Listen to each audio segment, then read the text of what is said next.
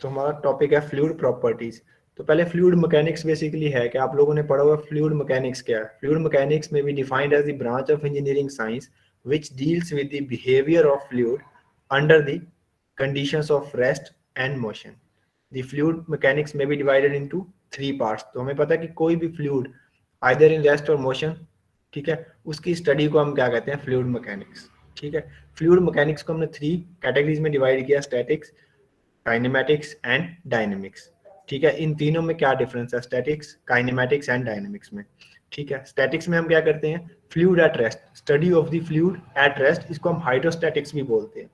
ठीक है, that dealing with compressible static gases, उसको हम एरोस्टैटिक्स बोलते हैं। अगर हम गैसेस के ऊपर स्टडी कर रहे हैं, ठीक है, जो स्टैटिक है, कंप्रेसिबल है, तो उनको हम बोलते हैं एरोस्टैटिक्स। अगर हम फ्लूइड के ऊपर स्टडी करें जो स्टैटिक है, that we call as hydrostatic, हम हाइड्रोस्टैटिक भी बोल देते हैं। काइनेमैटिक्स क्या है, that is the study of deals with velocity and acceleration and pattern of flow only without knowing the cause of velocity acceleration. ठीक है, हम फ्लूइड काइनेमैटिक्स में क्या डिस्कस करेंगे कि हमें वेलोसिटी और एक्सेलरेशन के बारे में डिस्कस करते हैं। We deal with the velocity, acceleration and flow pattern, but we don't know the forces, we don't consider the forces or energy causing that velocity or acceleration, that we call as kinematics. Dynamics में हम क्या करते हैं, relation between velocity acceleration of the fluid with forces or energy causing them. Dynamics में हम forces की study करते हैं और उस forces की वजह से जो acceleration velocity generate होने का relation हम लोग study करते हैं, that is the dynamics. ठीक है, अभी हमने सारा जो डायनेमिक्स ही करा था, वेलोसिटी निकालने के लिए √2gh के फॉर्मूले जो हमने ड्राइव करे थे, हेड लॉस के फॉर्मूले ड्राइव करे थे। ठीक है, वो सारी हमारी क्या थी, डायनेमिक्स के पार्ट। देन सॉलिड और लिक्विड में क्या डिफरेंस होता है। सॉलिड में आपका क्या होता है, सॉलिड में आपकी इंटरमोलिकुलर जो इंटरेक्शंस होती हैं, इंटरमोलिकुलर इंटरेक्शन बहुत ज्यादा स्ट्रॉन्ग होती हैं। ठीक है, that's why it can resist tensile, compressive and shear stresses up to certain limit, whereas fluid has no tensile strength or very little of it. हमें फ्लूइड मैकेनिक्स की जरूरत क्यों पड़ी, क्योंकि जो हमारे सॉलिड थे उनको तो हम स्टडी कर सकते हैं, उनके ऊपर हमने फोर्सेस लगाई तो वो हमें कुछ रेजिस्टेंस देते थे, हमने टेंसाइल फोर्स लगाई तो उसके अगेंस्ट कुछ रेजिस्टेंस मिल गई, हमने कंप्रेसिव फोर्स लगाई उसके अगेंस्ट कुछ रेजिस्टेंस मिल गई। ठीक है, तो उसकी स्टडी के लिए हमारे पास आ गई सॉलिड मैकेनिक्स। बट जो हमारे फ्लूइड्स हैं, फ्लूइड में क्या होता है कि टेंसाइल फोर्स बिल्कुल ही नेग्लिजिबल है। अगर थोड़ी सी भी उसको फोर्स मिल रही है एक्सटर्नल फोर्स, तो वो शेयर उसमें होती जाएगी, शेयर डिफॉर्मेशन होती जाएगी। ठीक है, when a fluid is subjected to a shearing force, it deforms continuously as long as the force is applied. जब तक उसमें फोर्स चल रही है तब तक वो कंटिन्यूअसली डिफॉर्म होता रहेगा। The amount of shear stress in a fluid depends on the magnitude of rate of deformation of the fluid element. ठीक है, तो ये होता है मतलब हमारा सॉलिड का हमने देख लिया, फ्लूइड का। Liquid and gases exhibit different characteristics. The liquid under ordinary conditions are quite difficult to compress. ठीक है, whereas gases are compressed much readily under the action of external pressure. Gases को हम easily, gases में क्या होती है, सबसे कम least molecular interaction forces होती हैं। गैसेस में सबसे कम इंटरमोलिकुलर इंटरेक्शन होती हैं, लिक्विड में उससे ज्यादा और सॉलिड में सबसे ज्यादा। ठीक है, अब गैसेस को हम इजीली कंप्रेस कर सकते हैं और अगर उसको हम छोड़े तो वो बहुत ज्यादा जल्दी जो है, जो भी जिस वेसल में रखा होगा उसको पूरी फुली ऑक्यूपाई कर लेगी। ठीक है, एक्सटेंड भी इजीली होती है और उसको कंप्रेस भी इजीली कर सकते हैं, वो एक्सटेंड भी एक्सपैंड भी इजीली हो जाती है गैसेस। उसके बाद फ्लूइड, फ्लूइड क्या है, fluid is a substance which is capable of flowing, और हम इसको ऐसे भी कह सकते हैं, fluid is a substance which deforms continuously when subjected to external shearing force. ठीक है, इसकी कैरेक्टरिस्टिक्स क्या है, it has no definite shape of its own but conforms to the shape of the containing vessel, जो भी vessel है उसकी shape को ले लेता है। Even a small amount of shear force exerted on liquid slash fluid will cause it to undergo a deformation which continues as long as force continues to be applied. ठीक है, दो बातें हम पहले भी डिस्कस कर चुके हैं। ठीक है, तो फ्लूइड क्या है, basically substance which deform continuously when subjected to external shearing force. ठीक है, तो फ्लूइड में आगे आपके पास आ गया liquid, gas, vapour, ideal fluid है, रियल फ्लूइड्स है। लिक्विड क्या है, a liquid is a fluid which possesses definite volume. Liquid किसको कहना है, fluid which possesses definite volume which varies only slightly with temperature और प्रेशर, जिसका वॉल्यूम जो है वो टेम्परेचर और प्रेशर के साथ स्लाइटली वेरी करता है, बहुत कम वेरी करता है। Liquids have work elastic models when under compression and will store up energy in the same manner as a solid. ठीक है, As a concentration of volume of liquid under compression is extremely small, it is usually ignored and liquid is assumed to be incompressible. तो हम liquid को generally क्या assume करते हैं? Incompressible. क्यों करते हैं? Because contraction of the volume of liquid under compression is extremely small. जो उसका वॉल्यूम का चेंज होता है अंडर कंप्रेशन बहुत स्मॉल होता है. It is usually ignored and liquid is assumed to be incompressible. A liquid will withstand a slight amount of tension due to molecular attraction between the particles, which will cause the apparent shear resistance between two adjacent layers. This phenomenon is known as viscosity. So viscosity क्या है? That is the intermolecular interaction between the adjacent layers of the fluid. Between two adjacent layers. ठीक है, तो viscosity ये हो गई. उसके बाद all known liquid vaporize at narrow pressure is above zero depending on the temperature. ठीक है, तो लिक्विड जो आपके वेपर्स में कन्वर्ट हो जाते हैं अगर उसमें कोई प्रेशर हम अप्लाई करते हैं जीरो से ऊपर डिपेंडिंग अपॉन द टेम्परेचर. ठीक है, gas it possesses no definite volume and is compressible. Gases को हम क्या कंसीडर करते हैं? कंप्रेसिबल. फ्लूइड को हमने क्या कंसीडर किया? इनकंप्रेसिबल. ठीक है, वेपर क्या है? It is a gas whose temperature and pressure are such that it is very near to liquid state. Example steam. ठीक है, आइडियल फ्लूइड्स किसको बोलते हैं हम? Having no viscosity. ऐसे फ्लूइड होते नहीं, हम सिर्फ कंसीडर करते हैं ideal fluid. And ideal fluid is one which has no viscosity and surface tension and is incompressible. तो ये आइडियल फ्लूइड रियल में नहीं होते हैं, बस कंसीडर करते हैं इमेजिनरी फ्लूइड्स हम इनको बोल देते हैं. In true sense no such fluid exist in nature.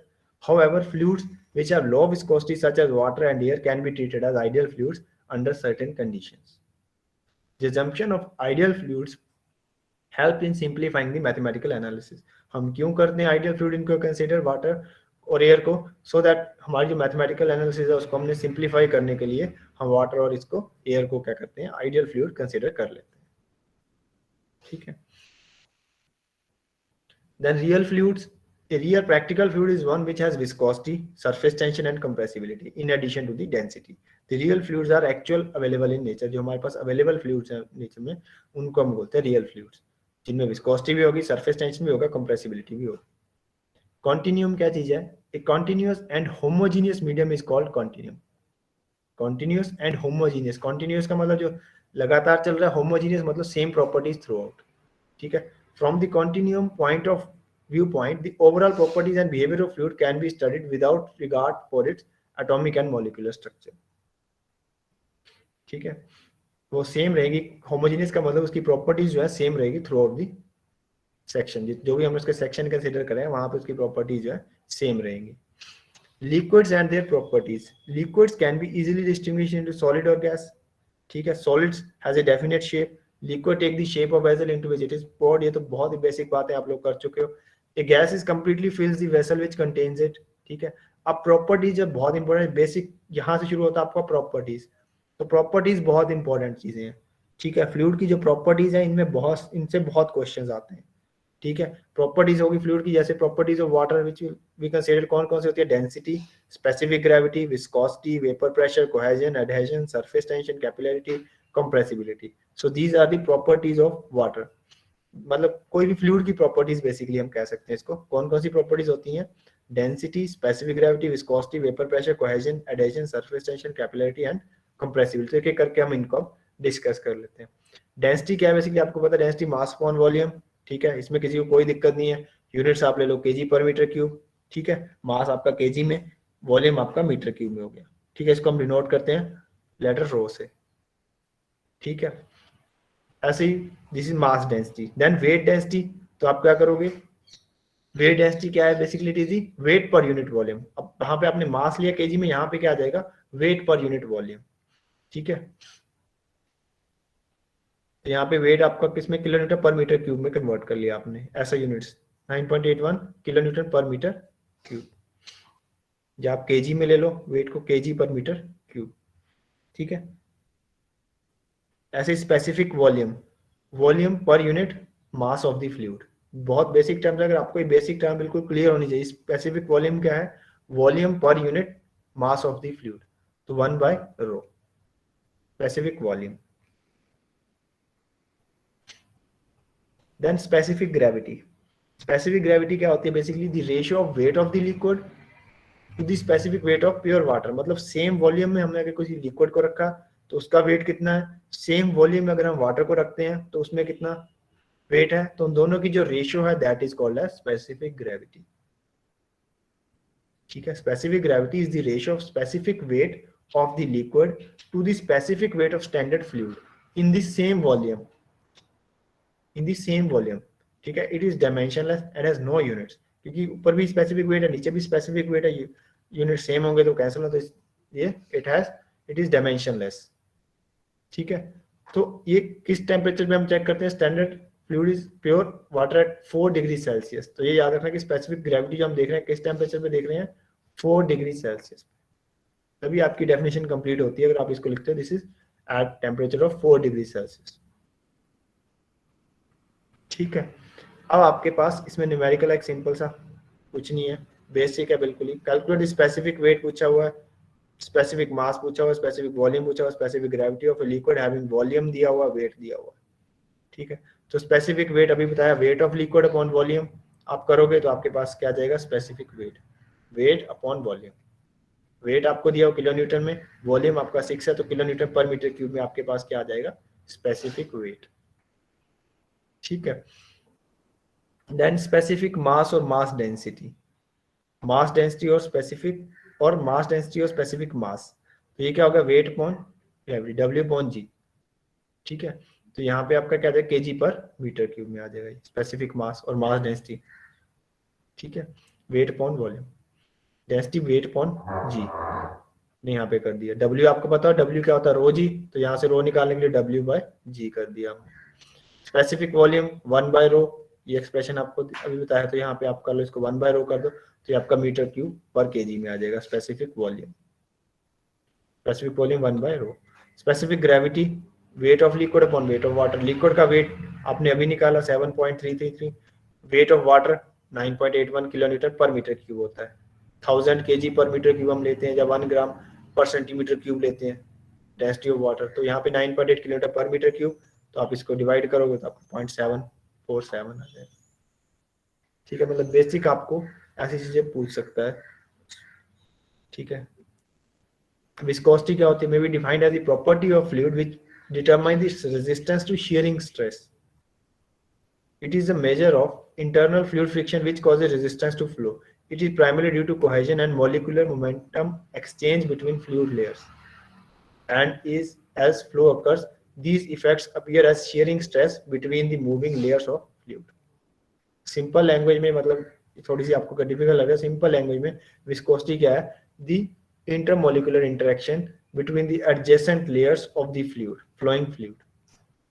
ठीक है, बेसिकली एक तरह से रेजिस्टेंस है due to interaction between the adjacent layers of the flowing fluid. ठीक है, उसमें प्राइमरली होती किसके कारण, ड्यू टू कोहेजन, क्योंकि इंटरमोलिकुलर जो दो लेयर्स हैं उनके बीच में जो कोहेजन है, and molecular momentum exchange between the fluid layers, दो फ्लूइड लेयर्स है, मोमेंटम एक्सचेंज उनमें होता है, that are the reason, primary reason for this viscosity. Then an ideal fluid has no viscosity. ठीक है, there is no fluid which can be classified as a perfectly ideal fluid. कोई ऐसा fluid नहीं जिसको हम perfectly ideal fluid बोल सकें. However, the fluid with very little viscosity are sometimes considered as ideal fluids.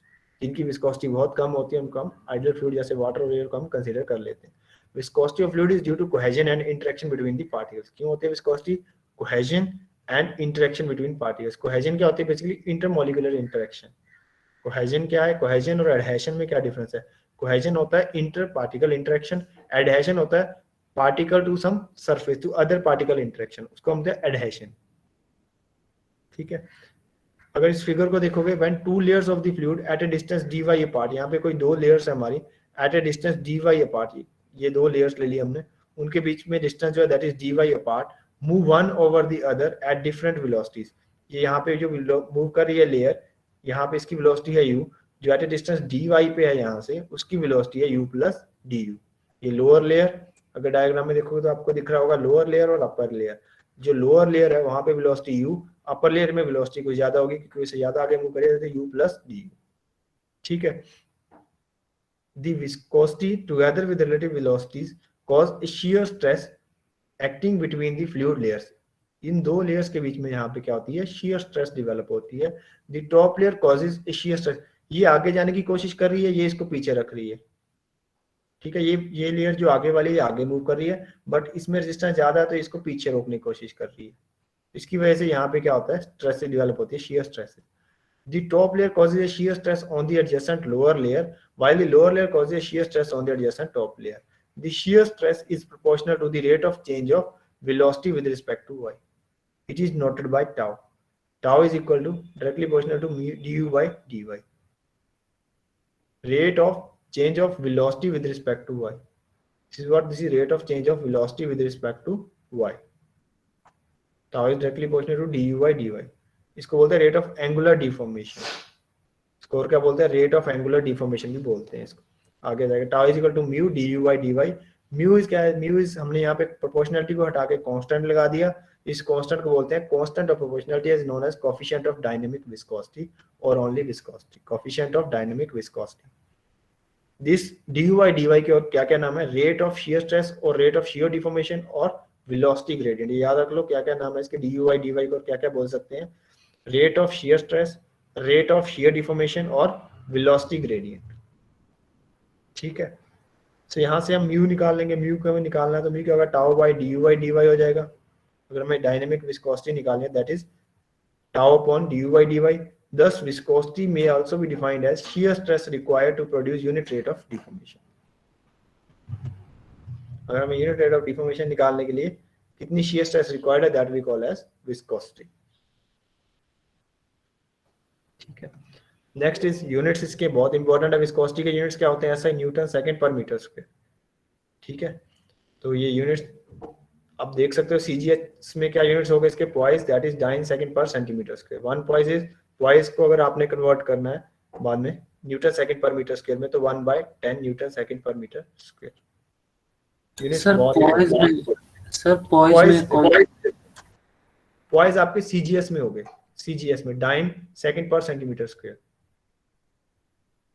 Force को जो है, फोर्स को यहाँ पे dyne second per centimetre square, इसको बोलते हैं। अगर इसको सीजीएस सिस्टम में लिखते हैं तो इस क्वांटिटी को बोलते हैं पॉइस, ठीक है। अगर हम इसको विस्कोसिटी को अगर हम सीजीएस यूनिट में लिखें, केजी सेंटीमीटर सेकंड में लिखें तो इसको हम बोलते हैं poised, dine second per centimetre square. अगर एसआई यूनिट में सेंटीपॉइस यूज करेंगे ना, इसका मतलब एसआई में सेंटीपॉइस यूज करेंगे। सेंटीपॉइस हो गया आपका अगर आप उसको पावर को चेंज कर दोगे, अगर आप उसको आप डिवाइड बाय 100 कर दोगे तो आपका सेंटीपॉइस हो जाएगा ना। यहाँ पे लिखा देखो, the viscosity of water at 20 degree Celsius is 1/100 poised और 1 सेंटीपॉइस। अगर आप उसको 100 से डिवाइड कर दोगे तो आपका सेंटीपॉइस में चेंज हो जाएगा, ठीक है। अगर आपको पॉइस को Newton second per metre square में चेंज करना तो आपको डिवाइड करना पड़ेगा 10 से, ठीक है। ये आप फैक्टर डायरेक्टली याद रख लो। अगर आपको पॉइस को कन्वर्ट करना है Newton second per metre square में, आपको मोस्ट ऑफ द न्यूमेरिकल्स में यही आपको यूज आएगा। पॉइस को कन्वर्ट करना है Newton second per metre square में तो 1/10 कर दो, ठीक है।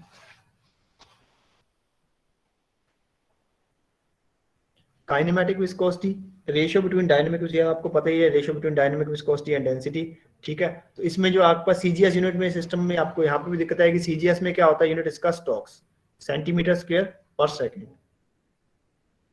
और हम इसको क्या कहते हैं बेसिकली, इसके सीजीएस यूनिट क्या होते हैं, स्टोक्स, ठीक है। 1 stoke is equal to 10⁻⁻⁴ metre square per second. तो ये कन्वर्जन फैक्टर आपको याद रख लेने हैं। 1 stoke is equal to 10⁻⁻⁴ metre square per second.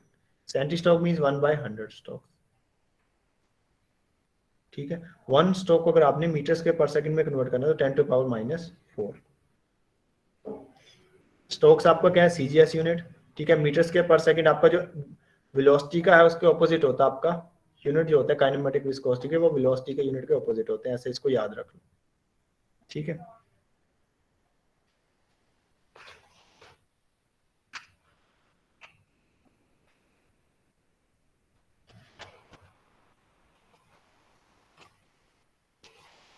Then Newton's law of viscosity, तो ये हम अभी हम डिस्कस करें न्यूटन लॉ ऑफ विस्कोसिटी क्या कहता है, shear stress on a fluid element layer is directly proportional to the rate of shear strain, ठीक है। तो then tau is equal to mu D you by D Y,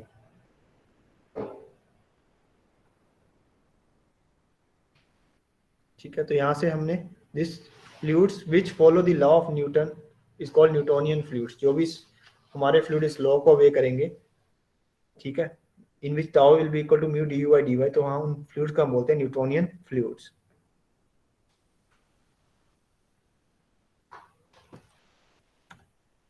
अब types of fluid, ये भी बहुत इंपॉर्टेंट है।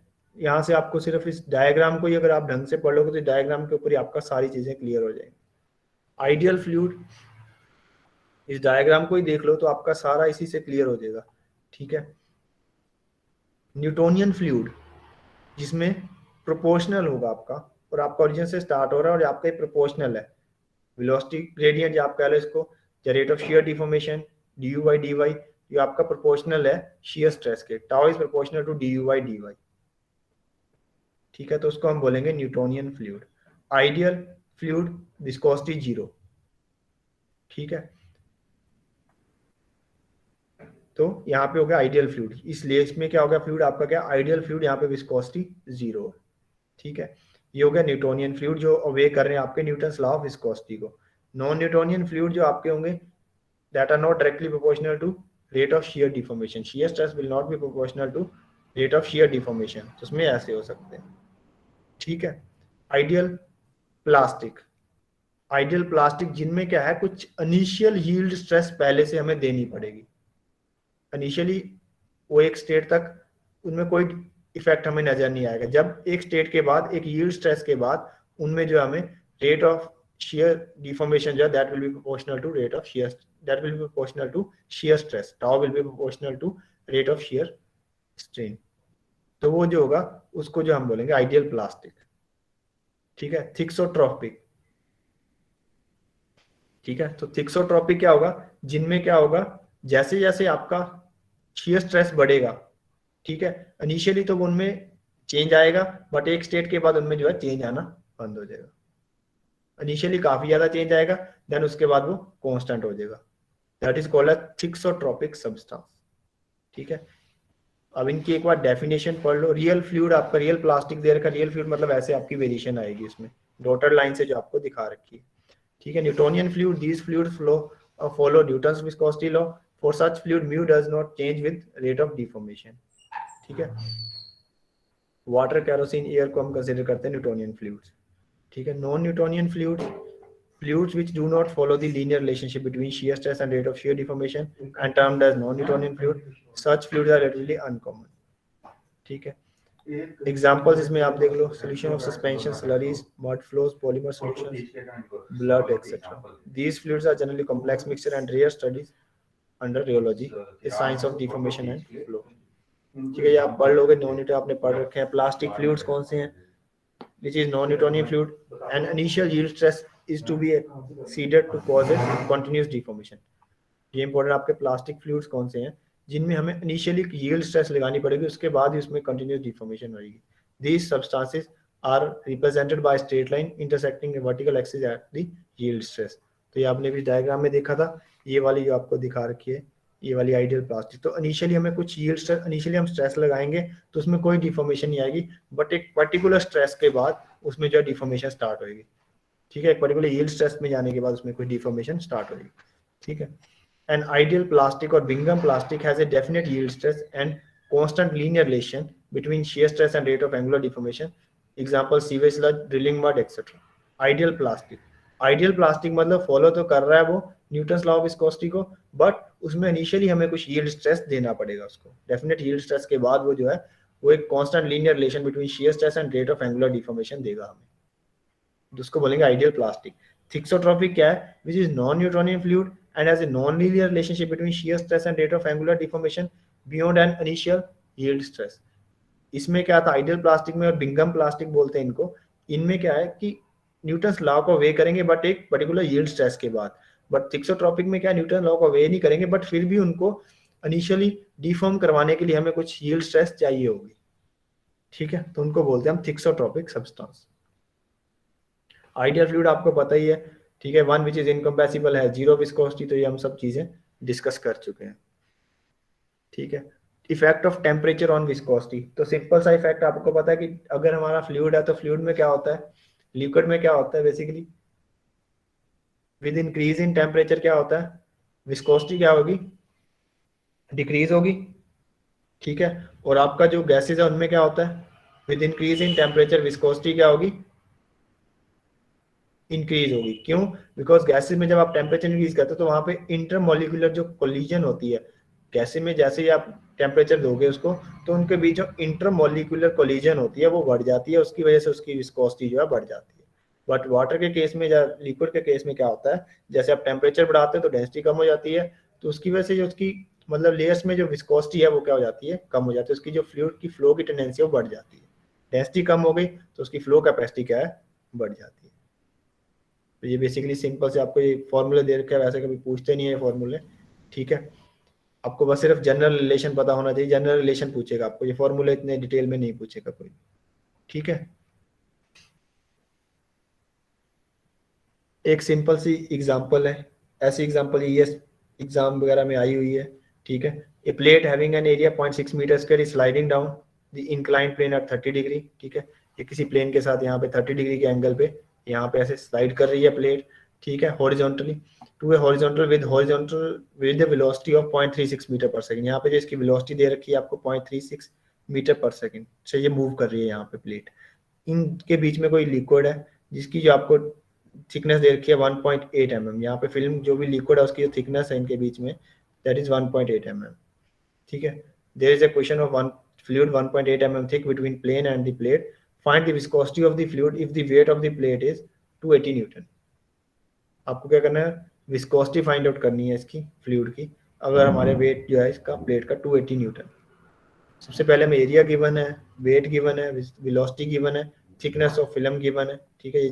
इसको हमने कन्वर्ट कर लिया मीटर में। यूनिट्स का भी आपने बहुत ध्यान रखना है यहाँ पे कि सारे आपके न्यूटन मीटर सेकंड में ही रहेंगे, एक ही यूनिट को फॉलो करना हमने।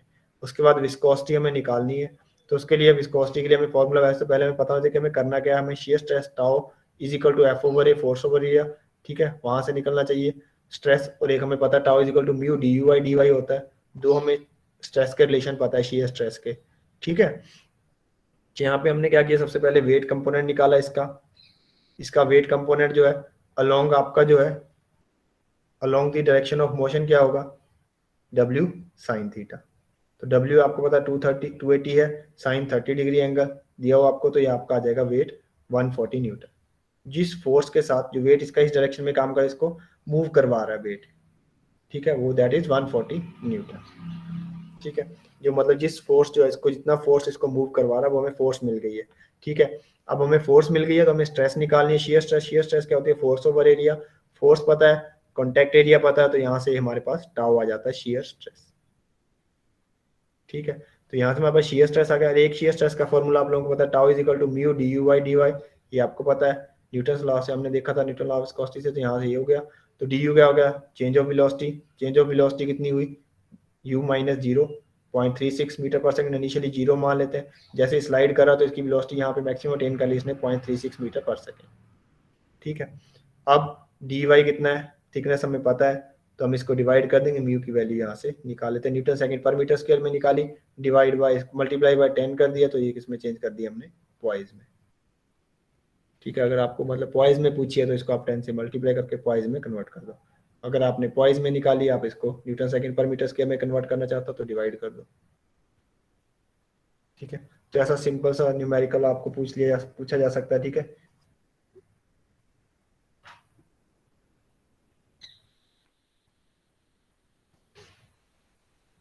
एक और ऐसा ही सिंपल सा न्यूमेरिकल है, ये आप लोग देख लेना, इसको मैं अभी स्किप करूंगा, ठीक है। ये आपको पीपीटी दे दूंगा, तो ये आप न्यूमेरिकल एक को ट्राई कर लेना ये वाला, ठीक है, सेम वैसे टाइप का ये।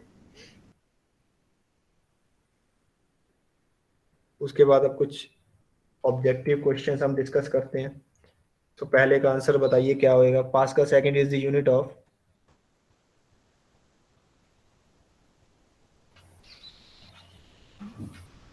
Pascal second is the unit of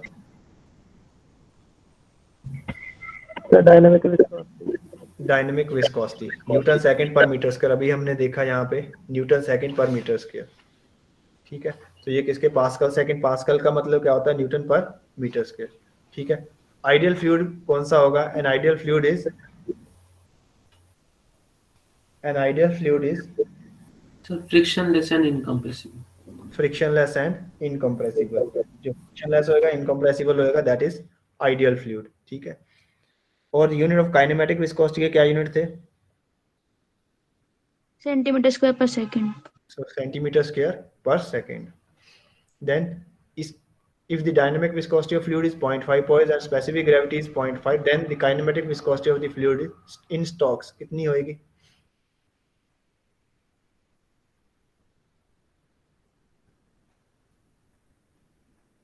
अगर dynamic viscosity of fluid is 0.5 poise and the specific gravity is 0.5, then the kinematic viscosity of that fluid is in Stokes one 1 1 कैसे होएगी 1, डिवाइड कर देंगे। सीधा इसको डिवाइड कर दिया आपने, सर 100 से 0.5 कन्वर्ट कर लेंगे ना पहले स्पेसिफिक ग्रेविटी को, मल्टीप्लाई बाय 1000 करके और फिर निकाल लेंगे डिवाइड करके। चलो इसकी है, मेरे को भी आप फोटो भेजना करके सॉल्व करके इसका, ठीक है। ठीक है, फर्स्ट वाले इस क्वेश्चन की मेरे को फोटो भेजना सॉल्व करके इसको बाद में, क्लास के बाद, ठीक है। यूनिट्स के साथ विद प्रॉपर यूनिट्स, इसकी आपने मेरे को फोटो भेज देनी है। सर 10,000 होगा क्या? नहीं आप इसकी फोटो आप सॉल्व करके इसकी मेरे को फोटो भेजिएगा, ठीक है। चाहे क्लासरूम में अपलोड कर दी, कोई भी सॉल्व कर लेगा तो क्लासरूम में अपलोड कर दो, क्लासरूम में कहीं पे डाल दे, क्लासरूम में आप लोग डाल सकते हो पोस्ट, नहीं आप लोग नहीं डाल सकते, बता दीजिए। नहीं आप सॉल्व कर, इसमें यूनिट्स का बड़ा चक्कर पड़ेगा आप लोग, आप इसको सॉल्व करके देखिए, क्योंकि कभी तो वैल्यू आप 0.5 आपने देख ली होंगी कहीं से, 0.5 है, 0.5 डिवाइड करके आपने नेट से आंसर 1 देख लिया, वो हो गया, ठीक है। अगर ये वैल्यू चेंज होती है फिर आप क्या करोगे, ओके सर, ठीक है ना, वो चक्कर वो है मुझे, कोई नहीं, आपने आंसर ठीक बता दिया, आंसर बुक से मिल जाएगा आपको, कहीं से भी नेट से मिल जाते हैं, तो आपने उसको 1 कर दिया, ठीक है। बट इसको एग्जैक्ट में सॉल्व करके देखना विद यूनिट्स, तब आपको पता चलेगा कि क्या हम कर रहे हैं क्या नहीं कर रहे, ठीक है। The viscosity of a gas, viscosity of gas का क्या, कौन सा रिलेशन सही है इसमें से, B option, increase with increase in temperature, क्यों, क्योंकि इंटरमोलिकुलर इंटरेक्शंस जो हैं, इंटर पार्टिकल कोलिजन है वो इंक्रीज हो जाता है, that's why the viscosity of gas जो है इंक्रीज करती है विद इंक्रीज इन टेम्परेचर। यहां से इसमें से कौन सा रिलेशन सही है, Newton's law of viscosity relates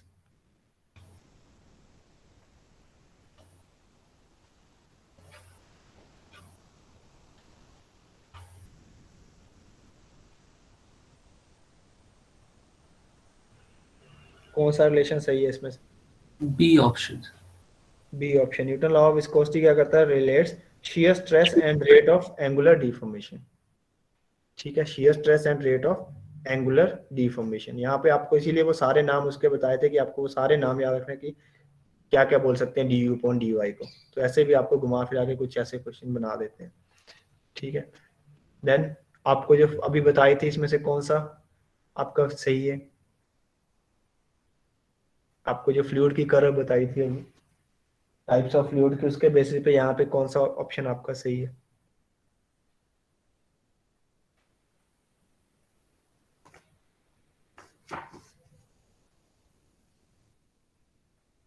option A, option A.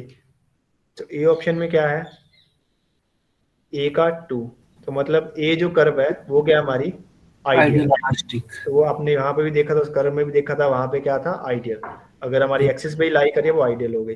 तो यहाँ पे ए के आपके ऑप्शन, या तो आपका ऑप्शन हो सकता था ए या हो सकता था डी। उसके बाद बी का फिर से 3 ऑप्शन दे रखा है, ठीक है, तो अब आपको फिर से कंफ्यूजन है, तो आपको देखना पड़ेगा सी क्या था, सी आपका कौन सा था, कुछ इनिशियल हमने स्ट्रेस यील्ड स्ट्रेस दी, देन उसके बाद उसने ओबे किया न्यूटन्स लॉ ऑफ विस्कोसिटी, ठीक है। तो सी का क्या हुआ, आइडियल प्लास्टिक, जिसको हम क्या बोलते हैं, बिंगम प्लास्टिक। आइडियल प्लास्टिक या आप क्या बोलते हैं आप लोग, बिंगम प्लास्टिक। तो इसके लिए आपका ऑप्शन क्या हो गया, ए। ठीक है, नेक्स्ट ये हम लोगों ने किए थे, डायमेंशनल एनालिसिस में भी किया था हम लोगों ने ये चीजें।